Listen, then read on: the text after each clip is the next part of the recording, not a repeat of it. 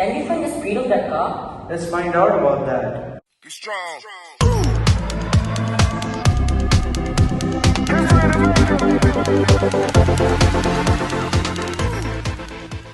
What's up guys, welcome to another video of Flash Forward where we teach physics in a flash.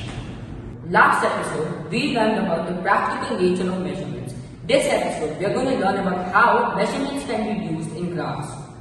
Let's start off by knowing what scalar and vector quantities are. Scalar quantities are quantities which have only a magnitude. For example, distance and time. However, vector quantities are quantities which have a magnitude and a direction. For example, force and acceleration. What's your vector? What are you doing down there? You may have heard Google say your destination is in 500 meters. This is the distance between your current location and your destination. Distance is the total length of the path traveled by a moving object. Don't you feel like taking a shortcut sometimes? Well, you could just take the displacement. Displacement is the shortest distance between the initial position and the final position of a moving object. Now, you might be wondering that isn't distance and displacement the same thing? Both are measured in meters. So why take two different physical quantities? Now let me explain you with an image. The blue path is the length of the path traveled by the plane from Belgium to Sydney, which is the distance traveled. The black path is the displacement between Belgium and Sydney. The plane could have taken to fly. Obviously, the plane can't take that path because of few constraints, turbulence, and to avoid air traffic. Now, let's come to speed and velocity. Speed is distance over time, and this is a scalar quantity, while vector is displacement over time, and this is a vector quantity.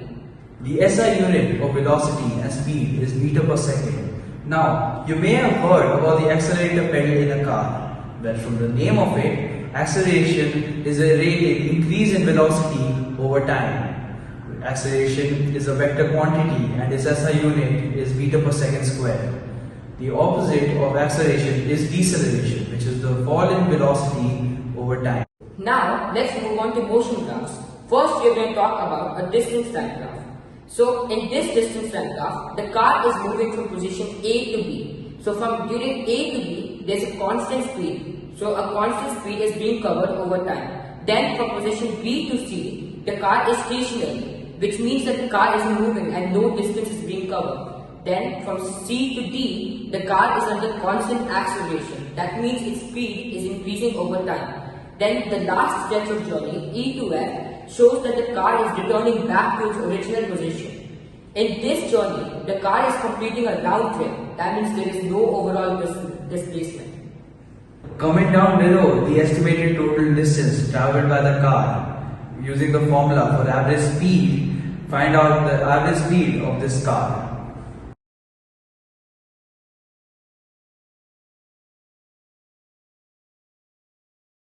So, the gradient of a distance time graph shows the speed. Now let's come to speed time graphs. The black and the pink line shows increasing speed with a constant acceleration. Horizontal line, like the blue line, shows constant speed with zero acceleration. A negative slope, such as the green line, shows that there is a decreasing speed with constant deceleration.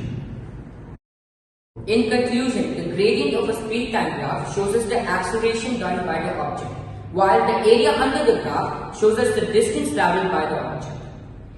That's it for measurements. We hope you enjoyed this episode. Please like, share and subscribe and stay tuned for the next video.